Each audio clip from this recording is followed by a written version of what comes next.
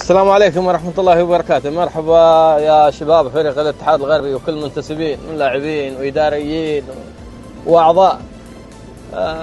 أول حاجة نشكركم على التعاون وعلى الوقفة الطيبة مع أخوانكم ومع الإدارة الجديدة ومع بعضكم البعض. قبل كل شيء وأتقدم لكم بشكل جزيل على خدمة فريقكم وخدمة مجتمعكم، ونوصيكم ونقول هلا الله بعضكم بعض، والصفح عند الأخطاء والإدلاء بأي مقترحات تفيد الفريق وتفيد اللعيبة وترفع من سمعتكم وترفع من مستوى الفريق.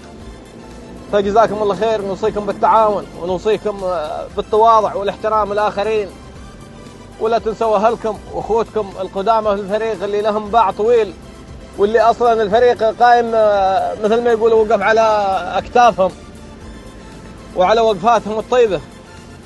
فجزاكم الله خير، ولا تنسوهم بالشور والنظر والرأي السديد، وتأخذوا من عندهم وتستفيدوا من عندهم وتستمعوا لنصائحهم.